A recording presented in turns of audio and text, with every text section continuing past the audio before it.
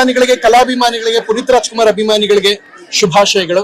So ಇವತ್ತು ಬಹಳ ಖುಷಿ ಇದೆ ಜನರ ಸಂಭ್ರಮ ನೋಡೋದಕ್ಕೆ. ನಾನು ಇದೊಂದೇ ಅಲ್ಲ, ಅವ್ರ ಪುಣ್ಯ ಸ್ಮರಣೆ ದಿನ ಪ್ರತಿ ಸಲ ಬರ್ತೀನಿ.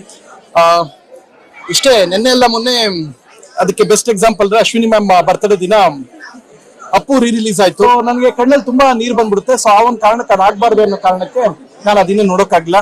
ಎಲ್ಲರಲ್ಲೂ ಒಂದೇ ಒಂದು ಮಾತು ಕೇಳ್ಕೊಳ್ಳೋದು, ಒಂದು ಅವರ ಒಳ್ಳೆ ಆಶಯಗಳು, ವ್ಯಕ್ತಿ ಹೇಗ್ ಬದುಕಬೇಕು ಅಂತ ತೋರ್ಸ್ಕೊಟ್ಟಂತವ್ರು.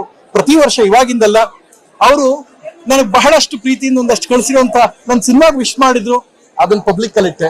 ನನ್ಗೇನೋ ವಾಟ್ಸಪ್ ಅಲ್ಲಿ ಆಡಿಯೋ ಕಳಿಸಿದ್ರೆ ಅವ್ರು ನನ್ಗೆ ಹೇಳೋಂತ ಕಿವಿ ಮಾತು ನಾನು ಬದುಕಿರೋ ತನಕ ನನ್ನಲ್ಲಿ ಇರುತ್ತೆ, ನಾನು ಸತ್ತಾಗ ನನ್ನ ಜೊತೆಲೇ ಹೋಗುತ್ತೆ. ಅದು ಬಹಳಷ್ಟು ಒಳ್ಳೊಳ್ಳೆ ವಿಚಾರಗಳು, ಸ್ಮರಣೆಗಳು ಅವ್ರ ಜೊತೆಗಿದೆ.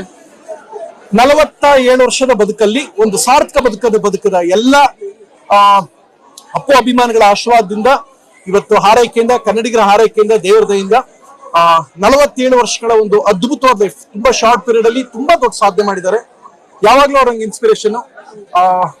ಖುಷಿ ಆಗುತ್ತೆ ಈ ಅಭಿಮಾನಿಗಳ ಸಂಭ್ರಮ ನೋಡಿ. ಇವ್ರು ಯಾರು ಗೀ ರೈಸು, ಫ್ರೈಡ್ ರೈಸು ಬಂದು ಕೂಗ್ತಾರಲ್ಲ ಜೈ ಅಂತವ್ರು ಅಲ್ಲ. ಇವರು ಹೃದಯದಿಂದ ಬರೋರು.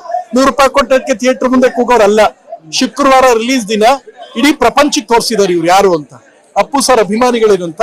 ಸೊ ಹಾಗೆ ಒಂದೆರಡು ಕಡೆ ಕೂಗಾಡಿ ಏನೋ ಮಾತಾಡೋದು ನೋಡಿದ್ರೆ ದಯವಿಟ್ಟು ನಿಮ್ಗೂ ರಿಕ್ವೆಸ್ಟ್ ಅಪ್ಪ, ಯಾರನ್ನೂ ಟಾಂಟ್ ಕೊಟ್ಟು ಮಾತಾಡಬೇಡಿ, ಯಾರಿಗೂ ಒಳ್ಳೇದಲ್ಲ, ಒಳ್ಳೇದಾಗ್ಲಿ.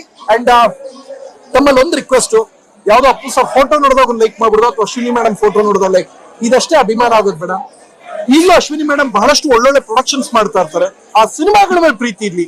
ಪ್ರಾಮಾಣಿಕವಾಗಿ ಅಭಿಮಾನಿಗಳು ಕನ್ನಡ ಸಿನಿಮಾಗಳ ಮೇಲೆ ಇಲ್ಲಿ ಮೂಲಕ ಕೇಳ್ಕೊಳ್ತೀನಿ. ಮೊನ್ನೆ ಶುಕ್ರವಾರ ನೋ ಕುಕ್ ಶೂಟ್ ಇತ್ತು, ಆ ಕಾರಣಕ್ಕೆ ನೋಡಕ್ಕಾಗಿರಲಿಲ್ಲ.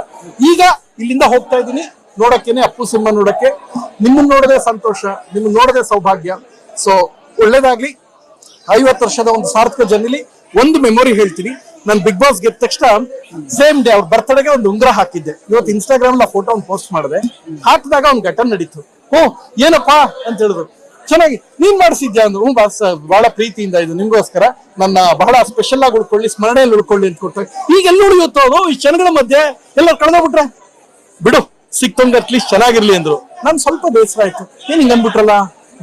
ತಮಾಷೆಗನ್ನಪ್ಪ ಇಟ್ಕೊಳ್ತೀನಪ್ಪ, ನಮ್ ಬಿಗ್ ಬಾಸ್ ಕೊಟ್ಟಿರೋದು. ಇವತ್ತಿಗೂ ಆ ನೆನಪು ನನ್ನ ಮನ್ಸಲ್ಲಿ ಸದಾ ಸ್ಮರಣೆಯಲ್ಲಿದೆ. ಅವ್ರ ಆಶಯಗಳನ್ನ ಈಡೇರಿಸೋಣ. ಒಳ್ಳೊಳ್ಳೆ ಕನ್ಸಿಟ್ಕೊಂಡಿದ್ದಾರೆ. ಯಾವಾಗ್ಲೂ ಅಷ್ಟೇ ರಾಘಣ್ಣ ಅವ್ರಿಗೆ, ಅಶ್ವಿನಿ ಮ್ಯಾಮ್ಗೆ, ಶಿವಣ್ಣ ಅವ್ರಿಗೆ ಮತ್ತೆ ಕುಟುಂಬಕ್ಕೆ ಬೆಂಗಾವಲಾಗಿ ನಿಂತ್ಕೊಳ್ಳೋದ್ ಮೂಲಕ, ಒಳ್ಳೊಳ್ಳೆ ಕನ್ನಡ ಸಿನಿಮಾಗಳನ್ನ ಬೆಂಬಲಿಸೋ ಮೂಲಕ ಜೊತೆ ನಿಂತ್ಕೊಂಡ. ಒಳ್ಳೇದಾಗ್ಲಿ. ಯಾರು ಏನೇ ಮಾತಾಡಲಿ ಅದಕ್ಕೆಲ್ಲ ತಲೆ ಕೆಡಿಸ್ಕೋಬೇಡಿ. ಮೊನ್ನೆ ರಿಲೀಸ್ ಅಲ್ಲಿ ಉತ್ತರ ಕೊಟ್ಟಿದೆ. ಬಹುಶಃ ಅದು ನಿಮ್ಮ ಪ್ರೀತಿ ಅಷ್ಟೇ ಸಾಕು, ಯಾರಿಗೂ ಟಾಂಟ್ ಕೊಡೋದ್ ಬೇಡ. ಧನ್ಯವಾದ. Thank you. ಈ ಕೂಡಲೇ ಚಾನೆಲ್ ನ ಸಬ್ಸ್ಕ್ರೈಬ್ ಮಾಡ್ಕೊಳ್ಳಿ ಹಾಗೂ ಪಕ್ಕದಲ್ಲೇ ಇರುವ ಗಂಟೆ